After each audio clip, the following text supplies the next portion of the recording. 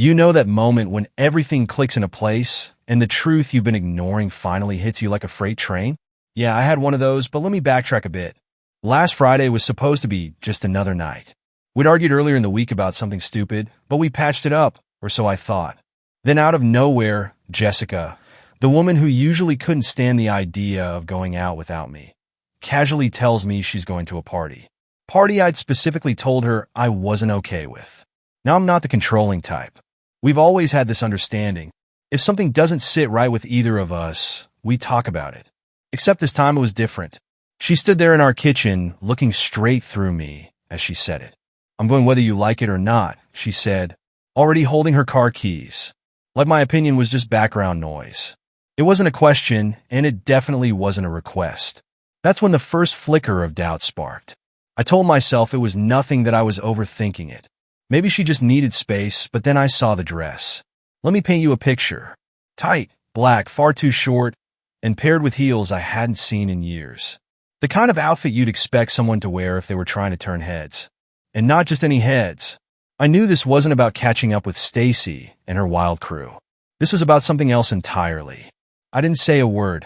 She took one last glance in the mirror and smiled.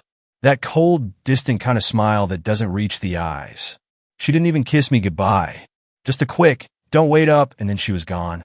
I spent the rest of the evening pacing the house like some kind of idiot.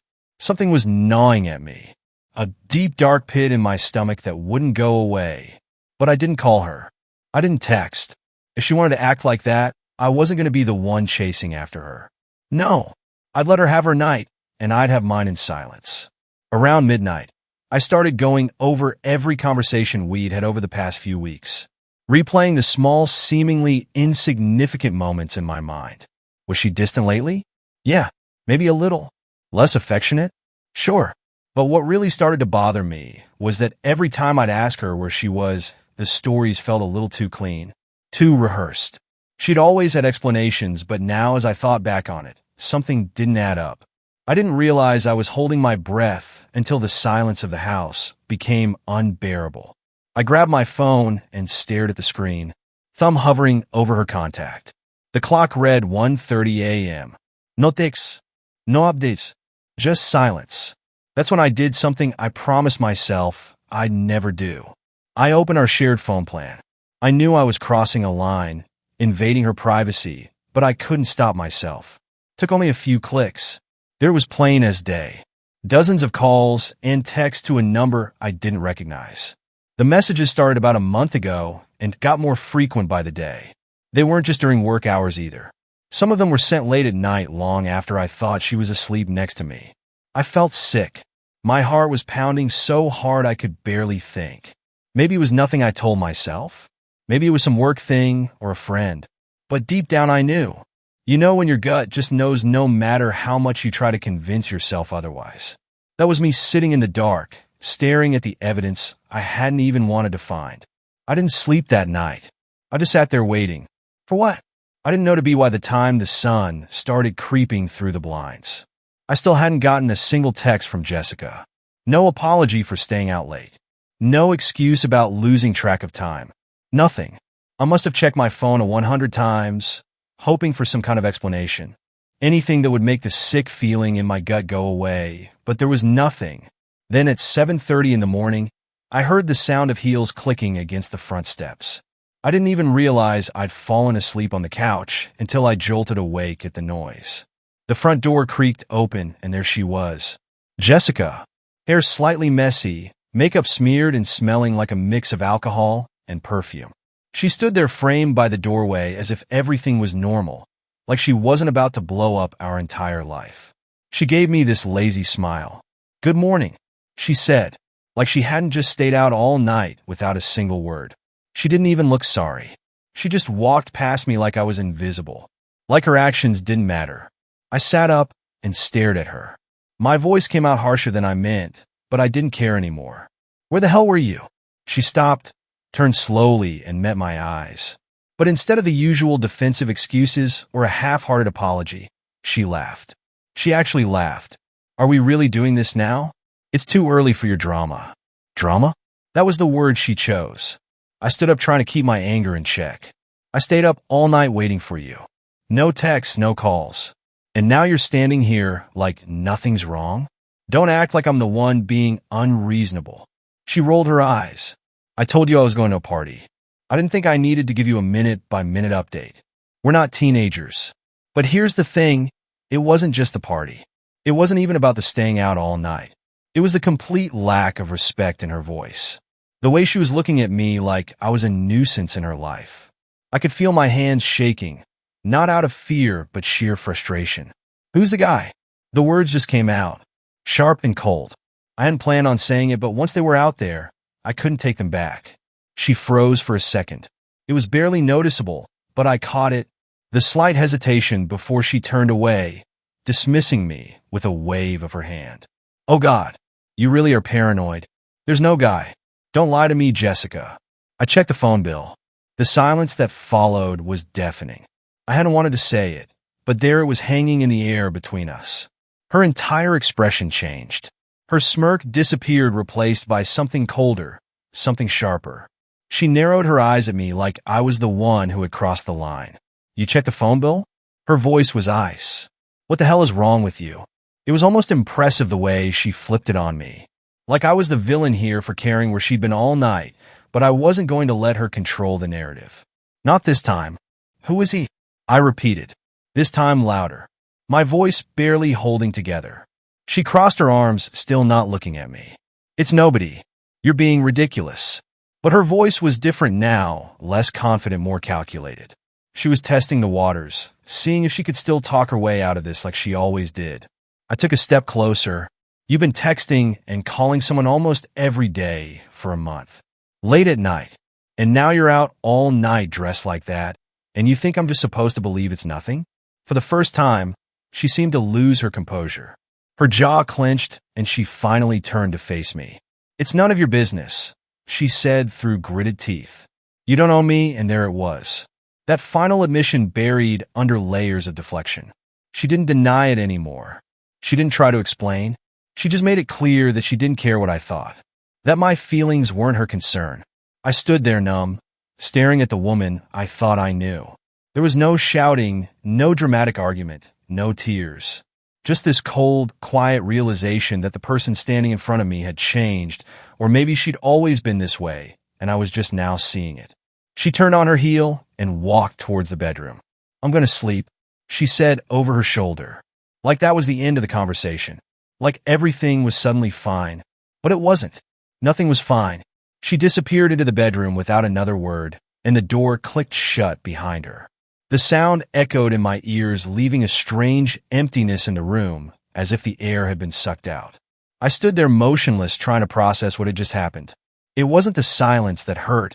It was her complete indifference. She hadn't even tried to explain herself, hadn't bothered to cover up her tracks or soften the blow. She just walked away like I didn't matter. Like we didn't matter. I collapsed back onto the couch, my mind racing. A month.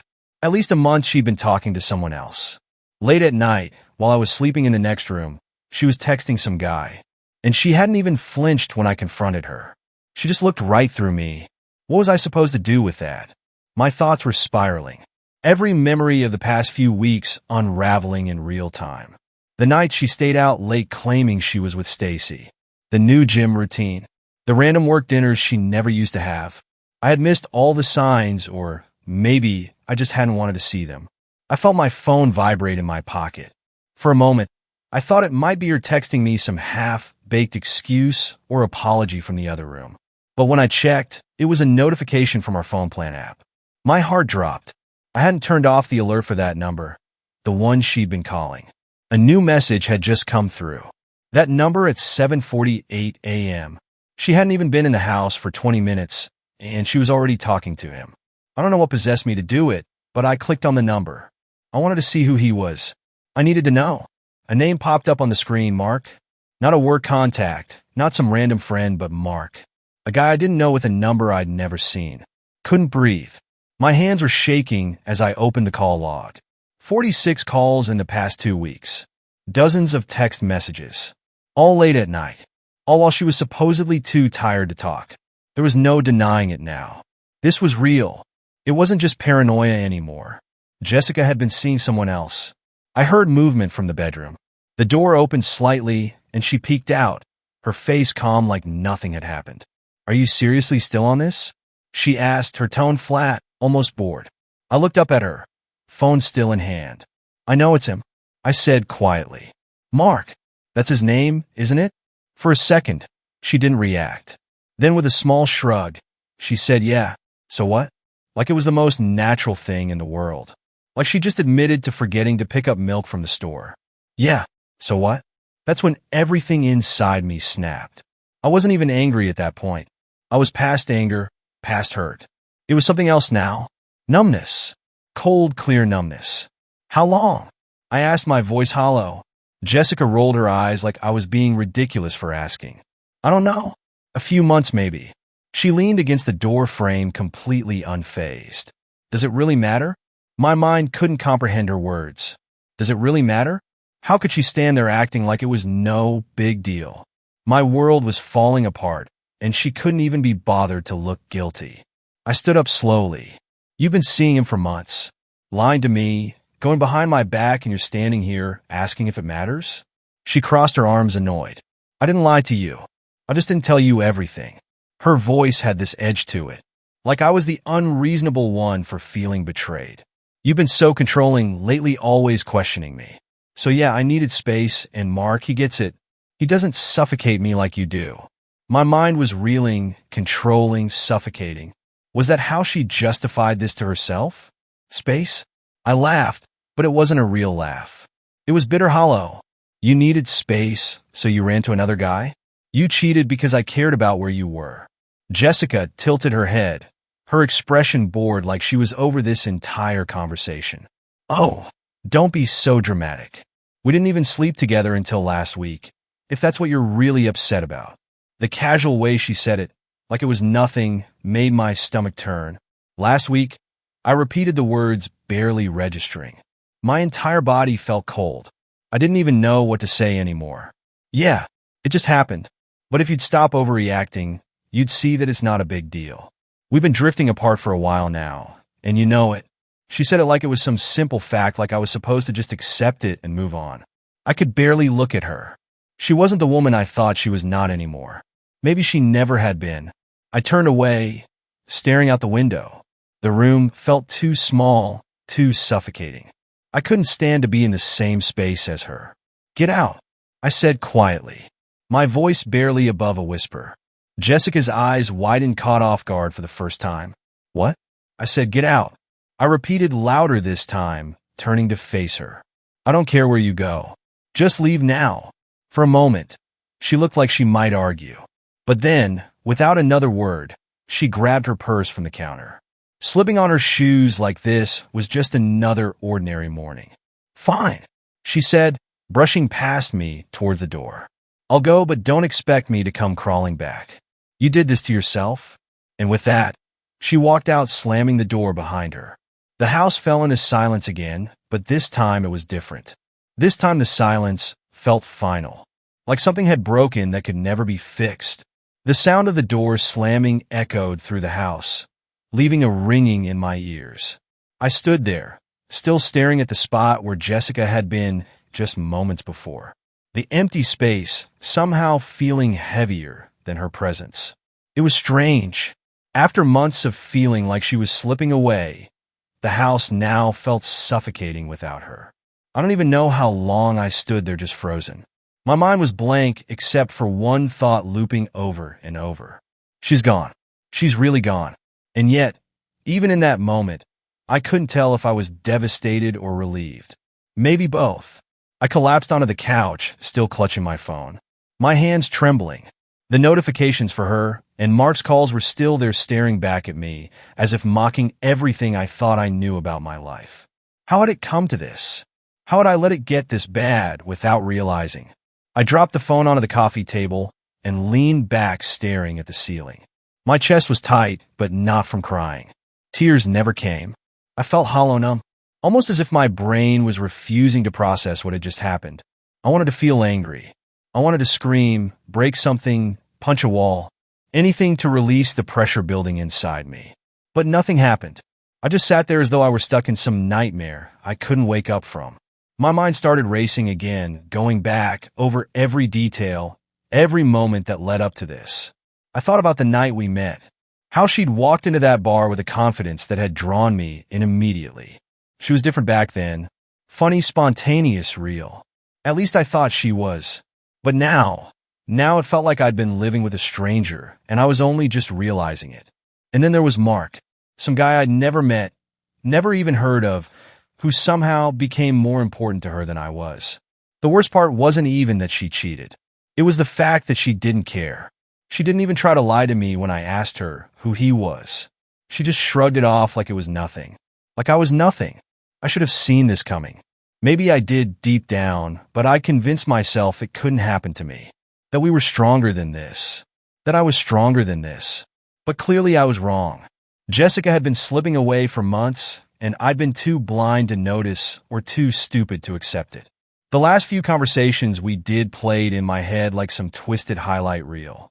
All the little moments where I'd asked if something was wrong, and she brushed me off. I remember the time she came home late. The nights she turned away from me in bed, claiming she was tired. The nights when I could feel her slipping away inch by inch, but I hadn't done a damn thing about it because I didn't want to seem paranoid. And now it was too late. She was gone, and I was left here in this empty house with nothing but the weight of her absence. The reality of it all started to settle in.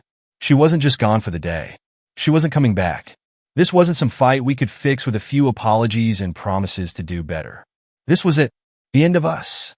And as much as I wanted to believe otherwise, I knew there was no coming back from this. Not after what she'd said. Not after what she'd done. A cold wave of clarity washed over me. The weight of the situation finally hit me. Jessica wasn't just some confused woman looking for a way out of a rough patch. She had chosen this. She had decided that Mark was worth more than everything we'd built. And the way she had looked at me, with that cold indifference, I knew this wasn't something she regretted. She was done with me, and she had been for a while. I was just the last to know. I don't know how long I sat there before I finally got up and started moving.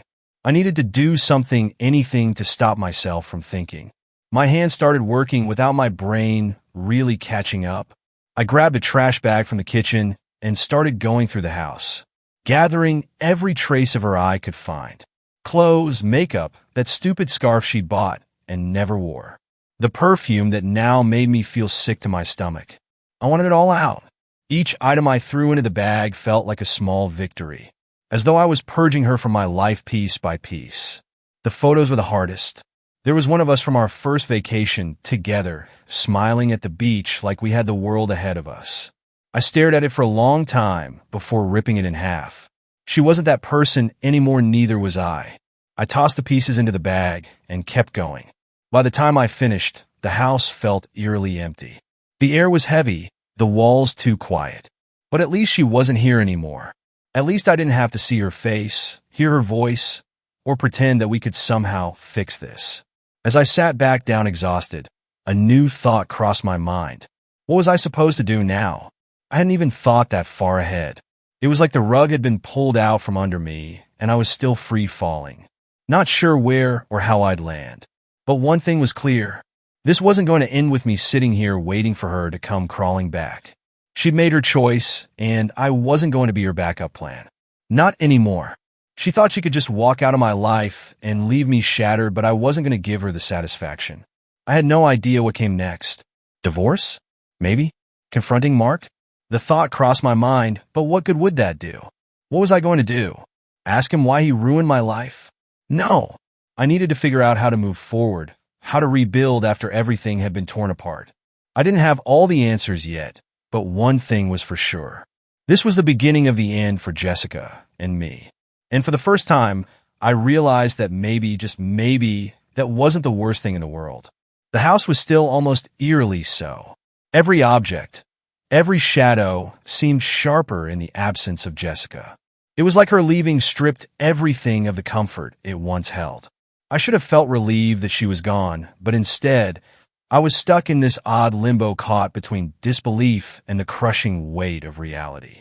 The house felt like a stranger's home now. My own walls, once filled with laughter, arguments, shared secrets. They felt alien. I sat back on the couch, the trash bag of her things at my feet, and let out a long breath. There was nothing left to do except face the truth. It's strange how you can live with someone for years, share a bed, meals, memories, and then in a moment it's like you never knew them at all. All the promises, the future plans gone. All it took was one name, Mark, and everything fell apart. I had to tell someone. I couldn't sit in that silence any longer, trapped in my own thoughts. So I called my best friend, Eric. He picked up on the second ring, groggy, but concerned. "Hey man, what's up? You all right?" His voice was still thick with sleep, but I could hear the undercurrent of worry. I rarely called this early unless something was seriously wrong. I didn't know where to start. "Eric, she's gone." There was a long pause on the other end. "Wait, what do you mean gone?" "Like, she left. She's been seeing some guy named Mark. It's been going on for months apparently. She admitted it this morning like it was no big deal. She walked out." I could hear the anger starting to creep into my voice, the numbness giving way to something darker. Eric cursed under his breath. "Jesus, man, I don't even know what to say. I'm so sorry." "Yeah, well, sorry doesn't change anything." My voice cracked, betraying the flood of emotions that had been building inside me all night. "She doesn't even care, Eric." She didn't even try to explain. It was like I didn't matter anymore. Like I never did. "Man, I can't believe this. She seems so into you. I mean, sure, things have been tense, but I never thought she'd do something like this." His words were filled with genuine disbelief, but they weren't helping. "Yeah, well, she did, and now she's gone." I let out a bitter laugh. Just like that. Eric was quiet for a moment, and then he asked, "What are you going to do now?" The question hit me like a punch. What was I going to do? I hadn't thought that far ahead.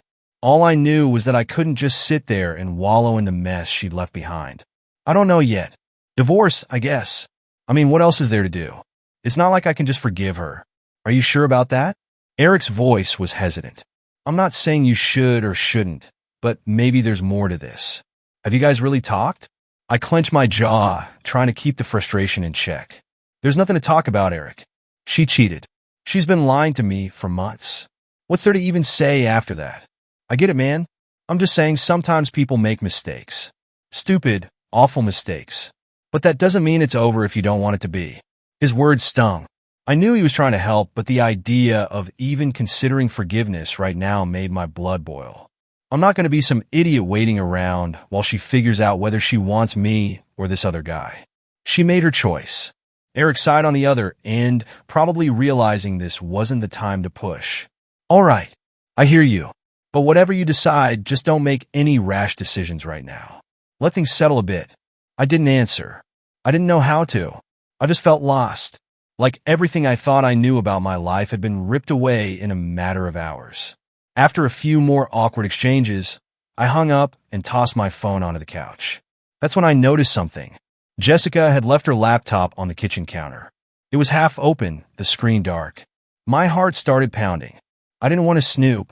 Hell, I already hated myself for checking the phone bill, but something told me there was more.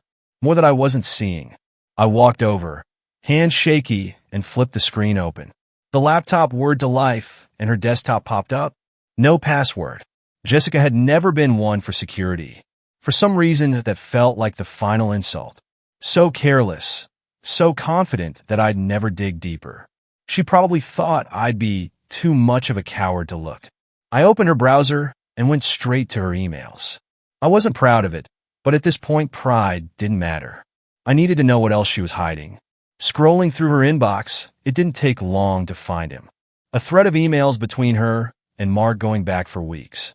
Flirty, casual, full of inside jokes I didn't understand. As if they had their own secret world. But then I hit one email, and it felt like the floor dropped out from under me. Subject, last weekend was amazing. I clicked on it, dreading what I might see.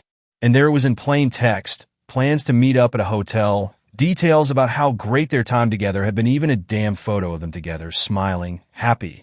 She looked radiant in a way I hadn't seen in months. And it wasn't just a casual fling. They'd been planning things, future weekends, trips. My head spun, and I gripped the edge of the counter to steady myself. It wasn't just some drunken mistake, some one-time thing. She'd been actively building a life with this guy while still living in our home, still pretending to be my wife. I slammed the laptop shut, unable to look at it anymore. The betrayal ran deeper than I'd thought. It wasn't just about a physical affair. It was emotional. She had checked out of our marriage long before I even realized, and worse, she didn't care. She'd left me in the dark, living a double life without a second thought. The anger surged again, but this time it was mixed with a deep, gnawing sadness. She had chosen him over me, over everything we'd built, and now I was left with the pieces. I stared at the closed laptop, my mind racing with 100 different thoughts, none of them leading anywhere good. I could feel the weight of the next decision pressing down on me, but no answer seemed right. For the first time, I truly understood the phrase, the point of no return. I had just crossed it. I don't know how long I stood there staring at that closed laptop like it was some kind of bomb about to go off. The photo of Jessica and Mark burned into my mind, felt like a knife twisting deeper with every passing second. She wasn't just having an affair. She was happy. She looked at him the way she used to look at me, with that smile that made her eyes light up.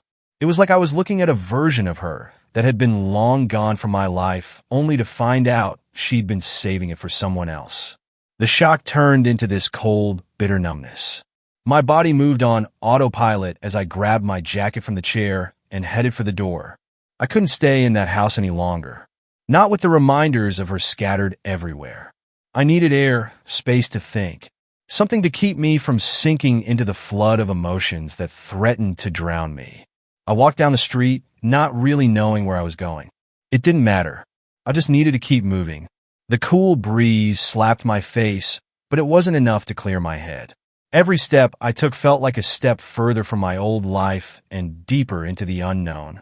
But one thing was clear, there was no going back now. I pulled out my phone, staring at it like it was some foreign object. Part of me wanted to call her, demand answers, scream at her for what she'd done. But what was the point? She'd already told me everything I needed to know, even without saying it directly. Her choice had been made, and I wasn't part of it. Instead, I opened my contacts and scrolled down to a number I hadn't dialed in years. My lawyers. The sight of it sent a chill through me. Divorce. It was such a cold, sterile word, but now it was becoming my reality. I hesitated, my thumb hovering over the call button. Once I made that call, there would be no more pretending, no more hoping that maybe this was just a phase that we could somehow patch things up. But then I remembered the emails, the hotel, the plan she had made with Mark. She wasn't just cheating. She was already mapping out a future without me. A future where I was just a footnote in her past. The anger surged back stronger this time. I hit the call button before I could second-guess myself. The line rang twice before a familiar voice picked up. "Hey, Greg. It's been a while. What's going on?" Hearing my lawyer's voice made the decision feel even more real, but I forced myself to speak. "David, I need your help. About Jessica. I need to file for divorce." There was a pause on the other end. "I'm sorry to hear that. Are you sure about this? You know, it's not something to rush into." "I'm sure," I said, my voice steadier than I felt. "She's been cheating on me for months. I found out everything this morning. There's no saving this." David didn't push any further. "All right, let's meet in my office tomorrow, and we'll go over the details. I'll need to get some information from you, but we can get the process started." "Yeah, tomorrow works." I ended the call quickly before the weight of what I'd just done could sink in fully. I stood there on the sidewalk, the phone still clutched in my hand, feeling a strange mix of relief and grief. I had just set something in motion that would officially end my marriage, and I didn't know whether to be proud of myself for finally taking action or sick to my stomach for giving up on 7 years of my life. I kept walking, the streets empty, my thoughts running wild. Memories of Jessica flashed through my mind, uninvited, like ghosts from a life that no longer existed. I thought of the day we moved into our house, how we picked out the paint colors together, arguing about whether the living room should be blue or green. I thought about our first Christmas, how we spent hours untangling Christmas lights and laughing like idiots when half of them didn't work. Felt like a lifetime ago, but it wasn't. It was the same Jessica, the same life just before the lies, before Mark. I ended up in a small park not far from our house. The bench creaked under my weight as I sat down, staring at the playground across from me. A little girl was laughing as she swung back and forth, her father pushing her gently, smiling like the happiest man in the world. For a moment, I wondered what that man's life was really like. Was he living in bliss, or was he like me, on the edge of something he couldn't see coming? The thought made my chest tighten. I'd once been like him, hadn't I? Blissfully unaware, thinking I had it all figured out. Jessica and I had been happy once. We had plans, but those plans had been shattered long before today.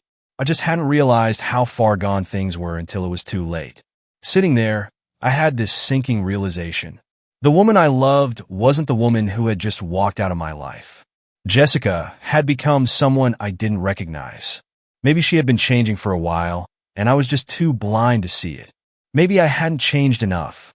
Either way, the reality was that we were two different people now, heading in completely opposite directions. The hours passed without me noticing.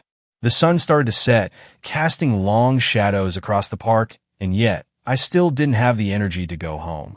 Home. The word didn't even feel right anymore.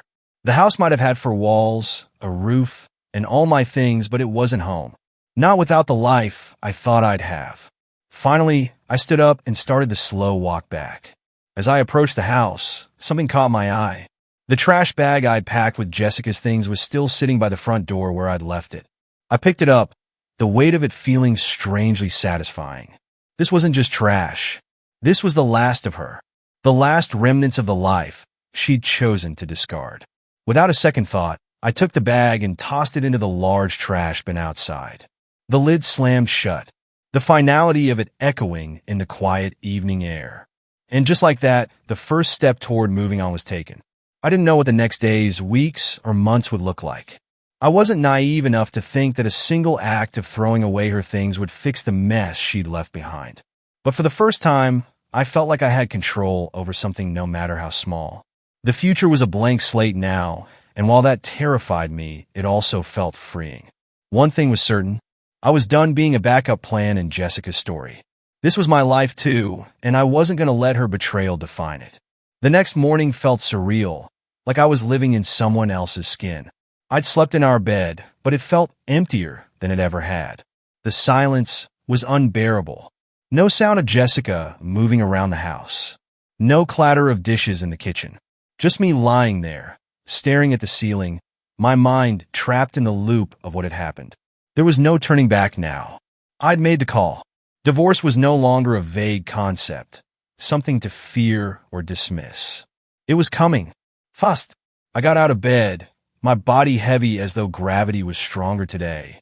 My phone buzzed on the nightstand. For a split second, I thought it might be Jessica, but when I checked, it was just Eric. A simple text, "You okay?" I stared at the screen wondering how to respond. Was I okay? I wasn't sure I even knew what that word meant anymore. I sent back a quick non-committal, "I'll be fine," before tossing the phone back onto the bed. I forced myself to move through the motions of the day. Coffee, shower, clothes, everything felt mechanical, like I was going through a checklist just to keep my mind occupied. But every task, every room I walked into reminded me of her. The way she used to sing off-key while making breakfast, or how she'd leave her shoes by the door, always promising she'd put them away later, but never did. I wasn't ready to face the world, but I had to meet David, my lawyer, to officially start the process.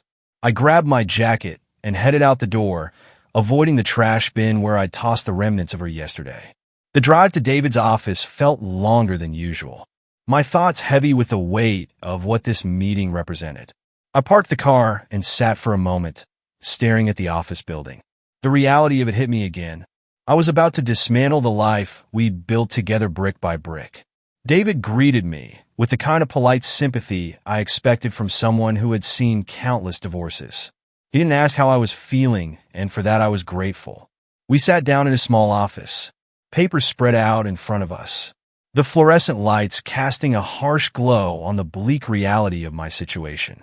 "So let's start with the basics," David said, his voice calm but businesslike. "You've been married 7 years. No kids, correct?" I nodded, my throat tight. 7 years. It sounded like a lifetime and a blink of an eye all at once. "Any joint assets? House, cars, savings?" He asked, pen poised to take notes. I swallowed hard. my mind trying to focus on the legal side of things instead of the emotional weight of it all. The house, yeah, we're both on the mortgage. No kids, so nothing there. We have a joint account, but most of our savings are separate. It's pretty clean, I guess. David nodded, jotting down notes. Good. That makes things easier. Given the circumstances, we can move through this fairly quickly. Do you want to go for an uncontested divorce? If Jessica's agreeable, we can avoid dragging this out in court. An uncontested divorce. The idea of it being so clinical, so detached from the rawness of the betrayal, made me sick. But what other option was there? I couldn't fight her for something she didn't even want. Yeah, uncontested. I just wanted it over with. David glanced at me, his expression softening a little. I get that. It's the quickest way to move on. Move on. Those words hung in the air, hollow and impossible to grasp. How was I supposed to move on when every corner of my life still had her fingerprints all over it? As we wrapped up the meeting, I signed the preliminary paperwork and shook David's hand. I'll get this filed today, he said. You'll probably hear from her lawyers soon, but don't worry. We'll handle everything.